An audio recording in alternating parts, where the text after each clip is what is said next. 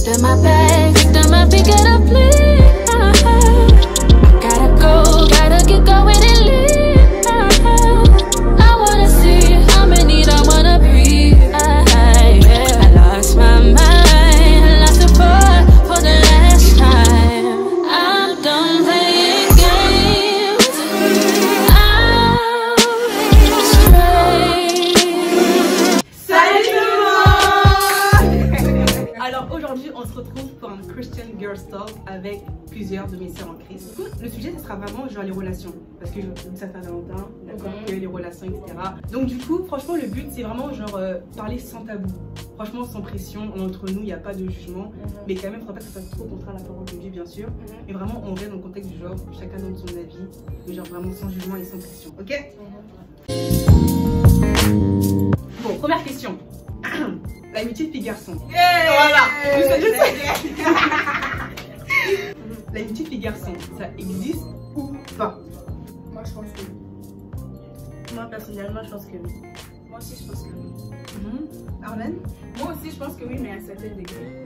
Moi je suis d'accord avec Arlène, je pense que oui, mais avec certaines limites. Moi je pense que oui. Moi je pense que non. Ah ouais. Non, en vrai de vrai, comme Arlène a dit, je pense que oui, mais quand même il y a quand même des limites, tu vois. Je pense qu'il y a un... On parle mais là ça dit non. Non, mais en fait je rigolais, genre je dis oui, non, genre je dis oui, mais je trouve quand même qu'il y a certaines choses. Non, en vrai, non, voilà. Non, pas d'amis garçons. Non, j'ai pas d'amis garçons. Parce que je pense qu'avec n'importe quelle amitié, que ce soit fille ou garçon, tu devrais, genre, il y aura toujours des limites. Je sais pas comment dire. Comme, même si c'est ton ami fille, comment, ça dépend de certaines personnes. Il y a des gens que, avec leur ami fille aussi, ils mettent aussi des limites parce qu'ils sont comme, ouais, mais genre, ouais, t'es ma pote et tout, je suis close, genre, une personne rapprochée de moi, mais like, ok, genre, je mets mes limites. Même si on a des garçons, même si la personne a de l'attirance pour toi, du moment où toi tu décides que c'est de l'amitié, chérie. Non, arrête. Non. Il y a des gens, par exemple, tu peux avoir des amis, par exemple, nous dans l'amis, mais peut-être qu'on n'est pas amis de la même façon que tu as avec toi. Donc ça revient pour la même avec les garçons. Moi j'ai plein d'amis potes que je pense qu'ils n'ont pas d'attirance avec envers moi parce que s'ils en avaient, il y avait du senti. J'ai des amis avec lesquels que j'ai senti qu'il y avait de l'attirance, par exemple par rapport à moi, mais j'ai juste fait un changement parce que à l'INODD, je sais qu'il y a des trucs qui ne marcheront pas. Par exemple, tu as ta mère un musulman, tu sais que à l'INODD, il peut rien se passer. Même si c'est l'attirance, frérot, on est quand même amis. Non, c'est pas la même chose. Ok, moi je parle, ok. Genre chaque expérience que j'ai eue avec mes amis garçons, il y a toujours un moment donné où c'est soit moi qui va avoir des sentiments ou soit lui. Genre chaque amitié garçon avec qui j'ai eu, je crois qu'il y a vraiment personne avec qui je me suis pas dit ok lui je pense. Tu vois? Mais je pense que ça dépend des gens parce que c'est ça, comme toi, il y a certaines personnes que quand ils sont potes avec les garçons et que genre leur expérience avec des garçons c'est vraiment juste flirty, flirt et tout, vous savez qu'ils ne peuvent pas vraiment avoir des amitiés avec des gars. Ça peut arriver. Il y a des personnes que pour vous, il n'y a pas amitié fille-garçon. Moi je suis d'accord avec les deux filles et je pense que c'est vraiment important au début. Ben, en fait, quand tu vois vraiment que la relation c'est amicale et comment elle est sérieuse et tout, de juste établir vraiment les boundaries. Les limites dès le début. Mais c'est ça, au moment où tu as cette conversation. Bon, c'est ça. C'est vrai aussi. Moi, je rebondis sur ça. C'est-à-dire que les limites que tu mets, tu dois les mettre tout d'abord par toi. C'est pas à toi de déterminer les limites que tu mets. Non, mais genre, on va parler parce qu'elle a dit qu'il faut avoir une conversation. Ah, ok. Mais moi, de ce que moi je pense. Pas nécessairement une conversation, hein. Mais des manières de faire juste dans ton comportement. Exactement. Sans que pas besoin de l'approcher en mode t'as plus le droit de faire ça, t'as plus le droit de faire ça. Non, juste toi-même, tu changes des fois ton comportement. Avant t'avais exactement, c'est à lui de s'adapter à toi, pas au contraire. Parce que le boundaries là, ça vient d'abord de toi parce que ta relation, c'est ta relation que tu as avec cette personne. C'est l'influence que tu apportes dans cette relation, dans le sens où comme si moi je te dis à partir de minutes tu peux pas m'appeler en tant que garçon, tu es censé respecter cette chose parce que moi c'est sur mes limites. C'est une blogueuse, c'est comme ça que. C'est ça, elle a le truc là. Et moi en fait, l'amitié c'est l'amitié en fait. Pourquoi on va avoir des sentiments? Mais sinon, en fait, c'est ça, ça arrive. Ça arrive trop souvent. La question est que, est-ce que ça existe l'amitié entre filles et garçons? Mais moi je dis que ça existe en fait. Parce que c'est l'amitié. Ça n'empêche que tu peux développer des sentiments pour une personne que tu n'avais pas nécessairement l'intention d'avoir. Ouais, c'est ça. Et c'est dans ce cas-là qu'on parle. En tout cas, personnellement, ça me tend quoi arriver. Ah ouais. Bah, moi, si tu fais comme garçon manqué, donc là. Moi, je pense que personnellement, je suis quelqu'un qui, comme, j'ai des sentiments facilement. Dans le sens que. Moi aussi. C'est ça. Pour moi, c'est quand même dangereux, dépendant de l'intimité que j'ai avec le garçon. Ouais, même si c'est mon ami, c'est mon pote et tout. Oui. Il y a certains trucs que je peux pas me permettre de c'est faire ça, parce que je connais ma faiblesse et je sais que. C'est quelqu'un qui donne de l'affection aux gens. C'est ça. Donc, quand par exemple, t'es tellement habitué à donner de l'affection que quand tu reçois, tu te dis peut-être. Puis il fait peut-être juste vraiment, ok, Béné, c'est mon ami, mais moi, pourquoi il m'a parlé comme ça? Pourquoi ceci? Là, on commence à faire des idées. Après, tu catch feels. Après, quand tu vas y en parler, tu prends un else parce qu'il va t'aider. Et surtout, en vrai, je veux dire, genre en 2023, aujourd'hui, on parle, avoir un ami garçon, c'est compliqué. Parce qu'aujourd'hui, un garçon va te parler parce que t'es belle. Ouais. Non, en vrai.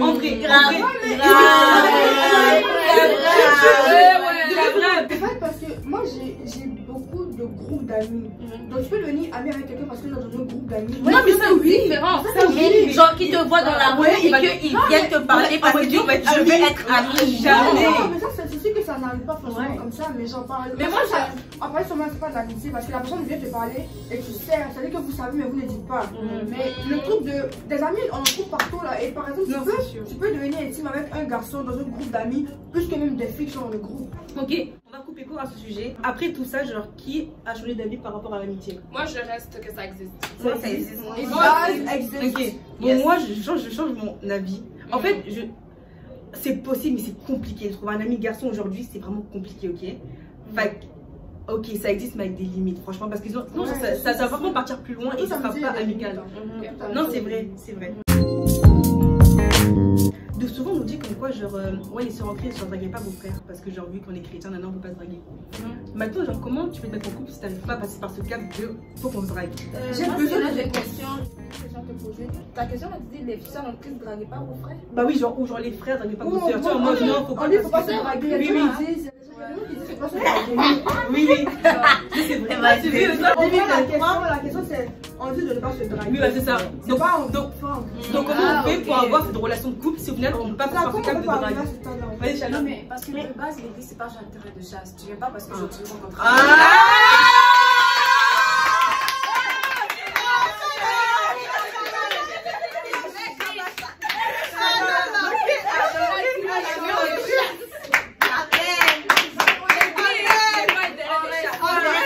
Moi j'ai quelque chose à rajouter là, ok, l'église n'est pas un terrain de chasse. Si tu rencontres un bon chrétien, enfant de Dieu qui sert l'éternel ou qui a vraiment cet amour là pour Christ, tu vas pas aller vers lui parce que l'église c'est pas un terrain de chasse. Non mais parce que en fait le pasteur il avait parlé de ça vite fait. Je sais que je me rappelle que qu'est-ce qu'il avait dit, c'est que ça doit pas être d'une façon genre que oh tu la vois directement et tu veux aller. Parce que premièrement tu dois analyser la personne et tu analyses son cercle de groupe et tout et tu analyses genre son comportement et tout avant de partir genre te rapprocher peut-être d'une personne qui est proche d'elle pour dire oh nanani c'est comment elle est et tout et de faire un shot. Et t'es pas obligé forcément de le faire comme en mode dans l'optique de c'est ça genre je sais pas comment expliquer mode il est bon je vais aller directement ouais c'est ça dans la précipitation. Moi personnellement je suis pas totalement d'accord avec tout ce que tu as dit. Je comprends ton point de vue. Mais moi, personnellement, je trouve que l'amour entre deux personnes, ça doit vraiment venir naturellement et à travers la personne. Parce qu'à un moment donné, tu as dit qu'il va observer beaucoup comme son entourage ou les filles avec qui il travaille pour avoir une certaine idée. Mais j'ai l'impression que c'est vraiment en apprenant à connaître la personne. Ouais, c'est vrai. Ça, c'est vrai. Tu as la meilleure version de qui elle est. Ça, c'est je vais rajouter un petit point. Ce que Charlotte avait dit, c'était très vrai. Mais je pense que c'était dans le contexte où l'église n'est pas un environnement où tu viens convoiter. Exactement. Tu viens plus pour chercher Christ. Mais cela n'empêche que lorsque tu es dans la présence de Dieu ou quoi que ce soit, tu vois un beau gars à côté de toi, ou quelqu'un qui t'intéresse, ça n'empêche pas d'avoir des sentiments pour cette personne-là et de dire ok, je suis pas à l'église pour lui. Moi, je veux savoir ce que Marie-Philippe elle pense parce que depuis elle fait un visage. Non, tu peux avoir une. Non, mais bon, juste avoir des sentiments. Après, bon, je peux avoir des sentiments pour des gens, mais bien sûr. Mais ça prend du temps quand même. Là. Non, mais en fait, vas-y. Il y a aussi le truc que dehors tu trouves pas l'électricité.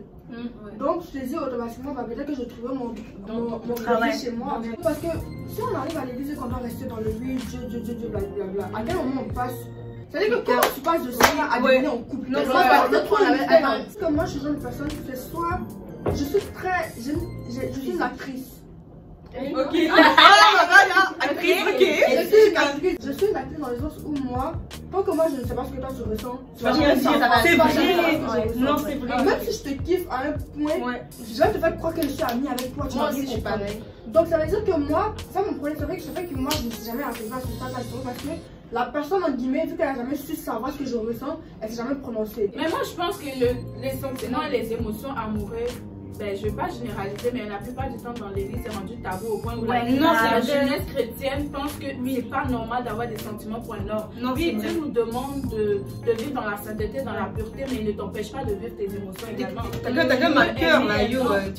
Tu peux aimer un homme, même si tu es chrétienne, tu as le droit d'aimer l'homme. Mais il y a un certain degré où tu ne dois pas t'amener à pécher. Ouais, c'est vrai. C'est juste ça. Genre, moi, genre, ce que je comprends genre, de ce qu'on a dit au final, c'est que genre. Sentiment là, c'est pas dangereux, ok? Genre, c'est pas quelque chose qui est mauvais, etc. Mais comme faudrait pas que ça soit ton but premier en mode, ben, genre, je vais à l'église pour draguer, c'est pas ça qu'il faut faire. Tu vois, ça, premièrement, genre, tu vas là-bas, mauvais pas, ok? Draguer, je pense que c'est vraiment un grand mot pour ce contexte-là. Ouais. Mais genre, tu peux approcher ton frère en Christ, parce que si, genre, s'il te plaît et tout, tu dis, bon, pourquoi pas, etc. Tu sais, l'approcher en mode, oui, salut, ça va, tu sais, genre, c'est quoi ton nom et tout.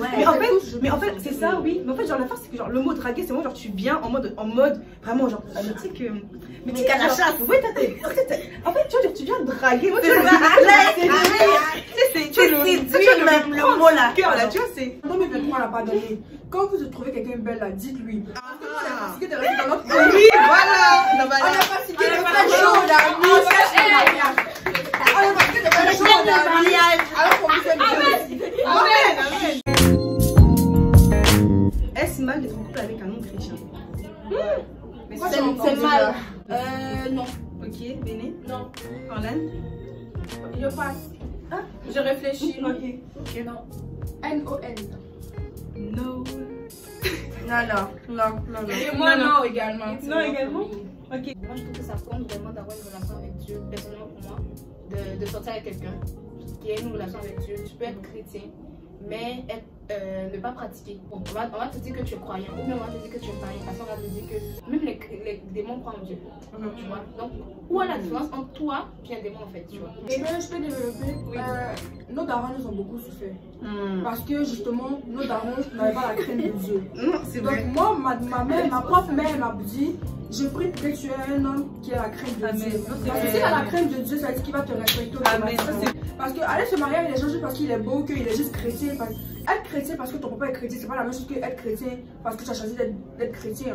Donc, sortir avec moi, je peux pas. Quelqu'un qui a la crainte de Dieu, tout simplement, va te respecter en fait, vraiment. Il va regarder la parole de Dieu avant d'agir à chaque fois. Exactement, amen. Je vais juste acheter un truc. Je pense que, pour nous tous, je pense que c'est vraiment important d'être avec une personne qui a vraiment cet amour-là pour Dieu, qui non seulement s'appelle chrétien, ou même si une autre religion, mais qui a les mêmes aspirations que nous.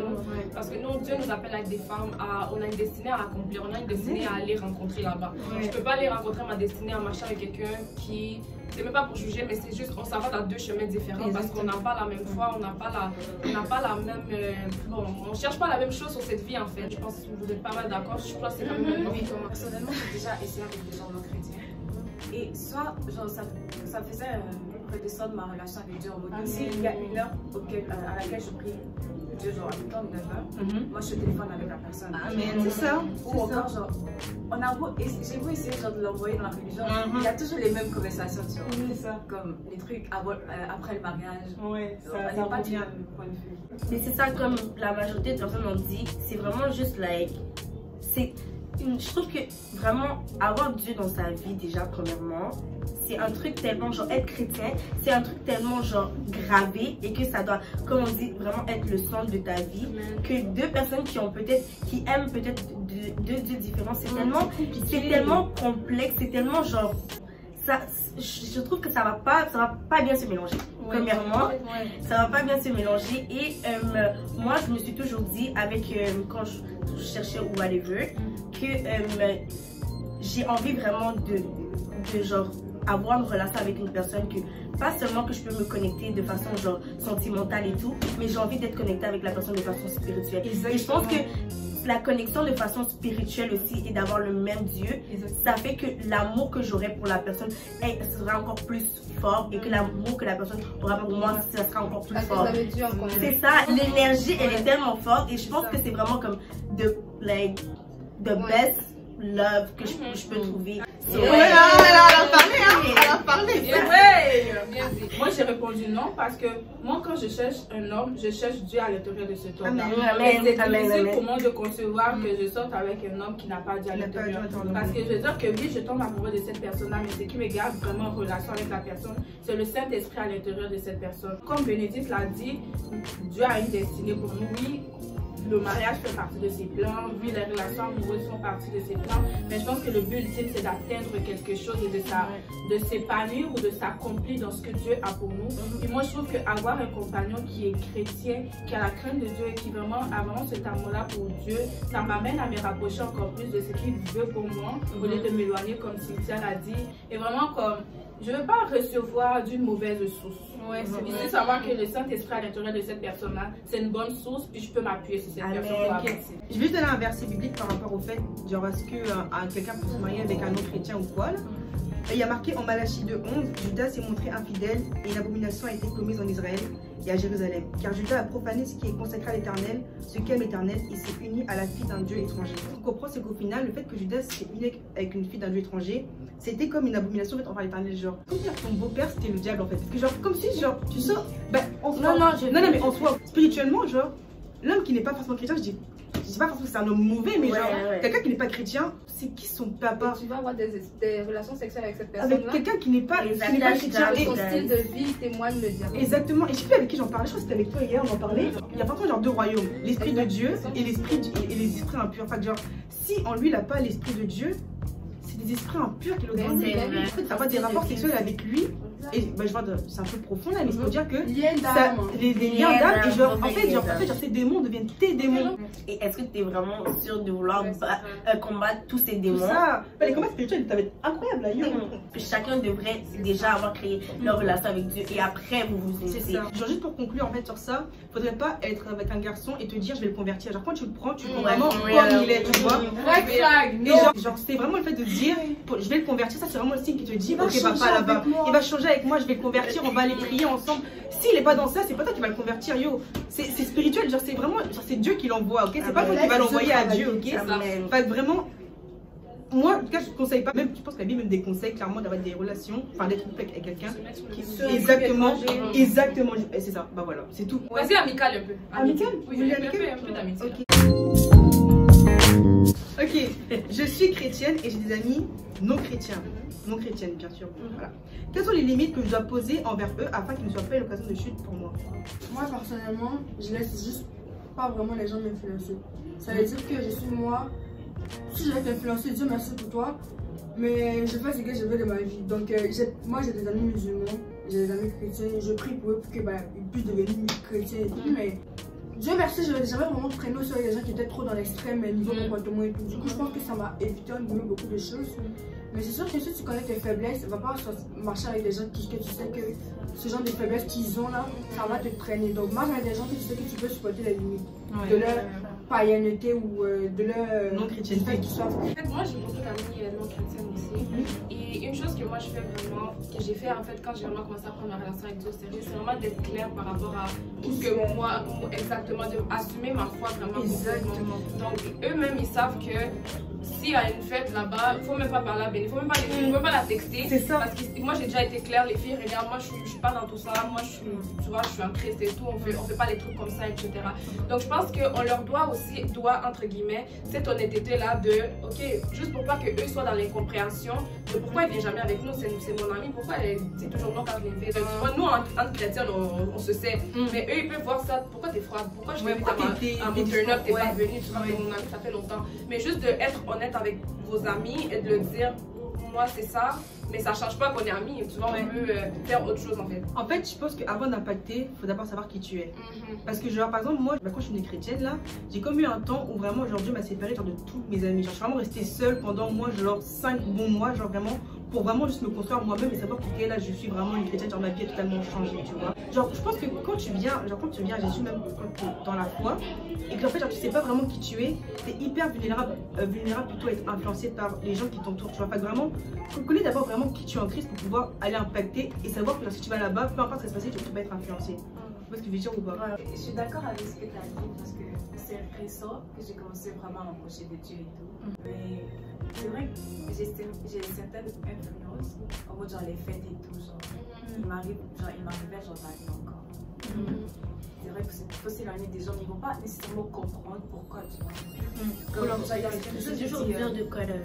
Je peux pas me détacher d'elle comme ça parce que j'ai un problème avec elle. Un conseil que je pouvais te donner, c'est que en fait, comme Béné a dit, affirme-toi. Affirme-toi. En fait, si elle veut partir, laisse-la partir. Est-ce que tu préfères que Jésus parle de toi?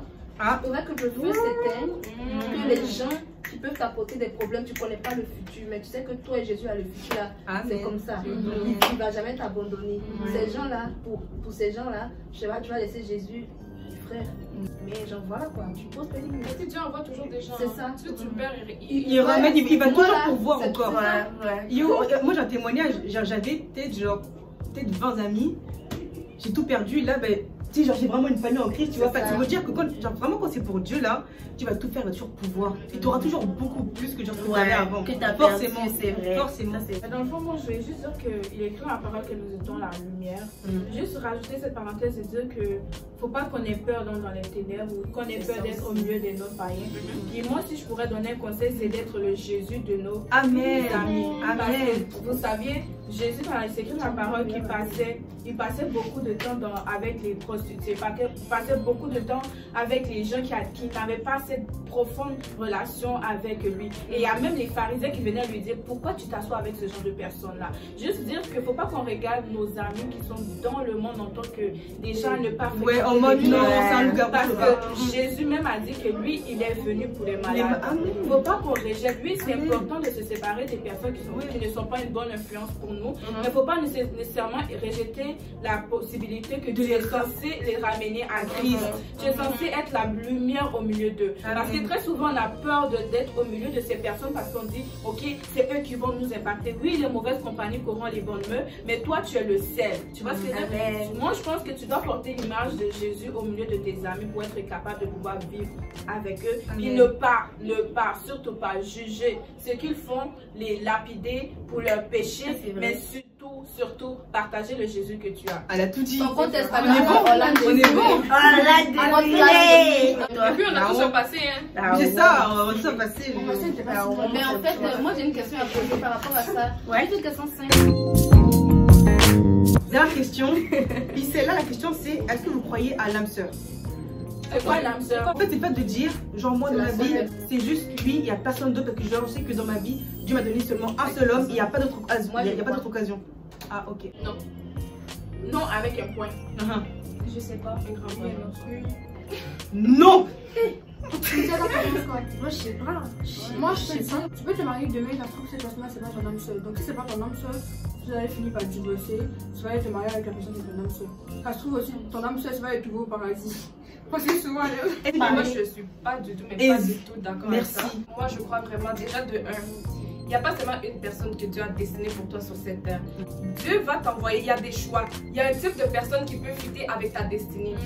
Les choses que, vous comprenez que quand tu as une destinée, Dieu a des plans pour toi. Exactement. C'est que, exemple, Dieu m'appelle moi à aller, je sais pas moi, faire je sais pas quoi en Afrique, ministère. Il m'appelle à faire ça, c'est dans le plan dans ma vie. C'est pas à travers seulement une personne qui peut le faire. Exactement. Si exemple, ok, je suis dans une relation avec quelqu'un, je sais pas, ça n'a pas marché, ça n'a pas fonctionné, quelque chose, je sais pas, ça n'a pas fonctionné. C'est pas parce que ça n'a pas fonctionné que moi ma vie est gâchée et que je peux me dire non, je dois rester par exemple dans cette relation qui est toxique pour moi, mais parce que tu m'as dit que c'était mon mari, c'était mon âme sœur. Non. Moi je veux dire quelque chose. Moi je veux juste que ce point-là soit clair. Il y a un type de vous pensez que c'est pas vous qui choisissez en fait vos maris, c'est Jésus qui t'impose. Et Alexandra, toi ton mari s'appelle Jacob. Je peux parler? Moi je pense que c'est un commun accord. Non, mais ça c'est toujours tes destinées à toi.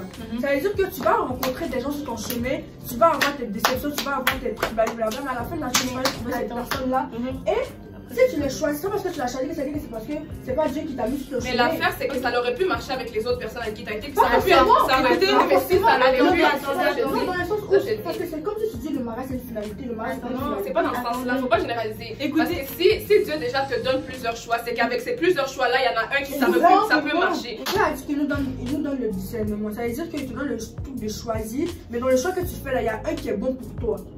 Oui ou non? Toi, ce qui est bon pour toi, c'est cette personne-là qui J'enverrai quelqu'un qui parle. Attends, Oui, attends. mais ça, Est-ce que c'est Dieu qui envoie celui de mais non, on fait pas comme ça, pardon. Vas-y, Cynthia.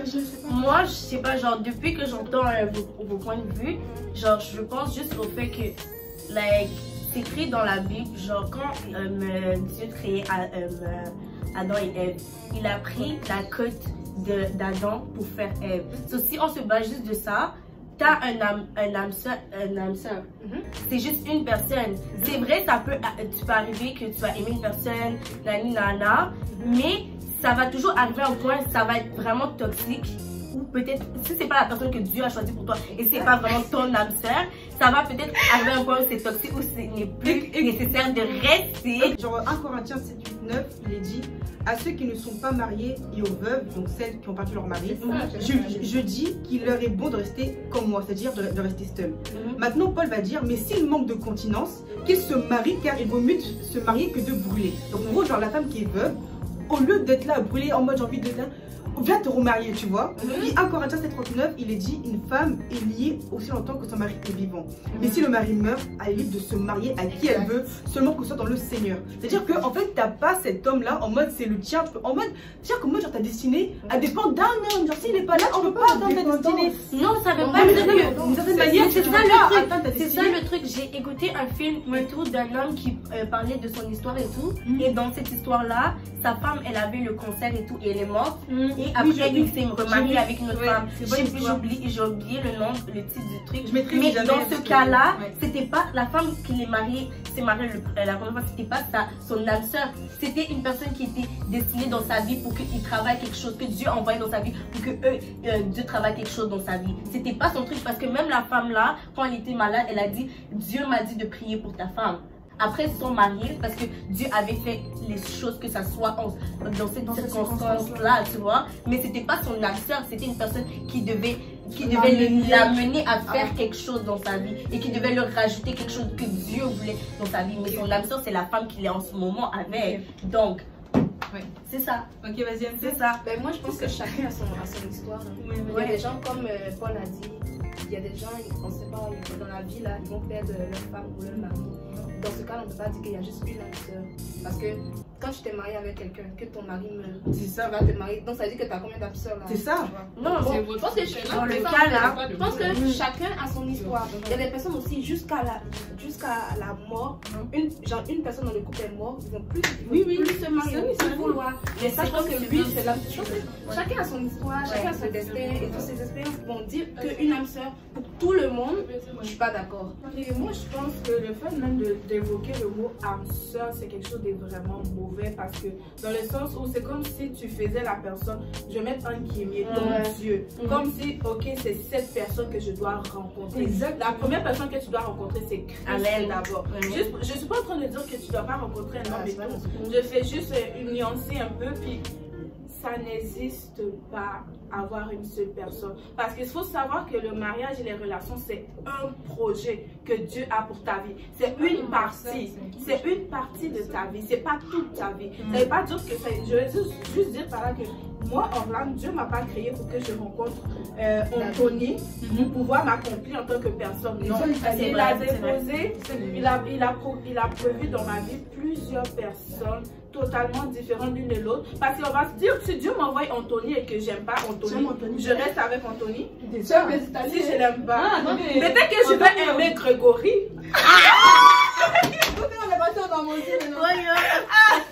Attends, Shalom, j'aimerais que tu me dises un peu quand tu Comme tu as dit, j'entends pas juste une seule personne. Tout ce que tu vas rencontrer, si j'ai rencontré Jack, genre, il m'a fait. Avec ma relation que j'ai eue avec lui, je sais que j'aime pas ce genre de truc. Voilà. Mais ça veut pas dire que c'est ton âme sœur, c'est c'était une expérience. Merci. C'était une expérience, je suis désolée, c'est une expérience. On en reparlera ensemble. On doit aller à Eden. Merci de nous avoir écoutés. C'est ça, vraiment, allons à Eden, on va comprendre. Merci de nous avoir écoutés. Merci vraiment d'écouter la vidéo. Franchement, clairement que ça vous aura plu. Et vous aussi, les filles, j'espère vraiment que vous aurez pu chacun donner votre avis. Leur Insta sera juste ici. Ça vous dérange pas, mais votre Insta ici? Ouais. Voilà. Tout est ok? Bon, merci beaucoup. Merci beaucoup. Bye bye. Bye. I know you're alone.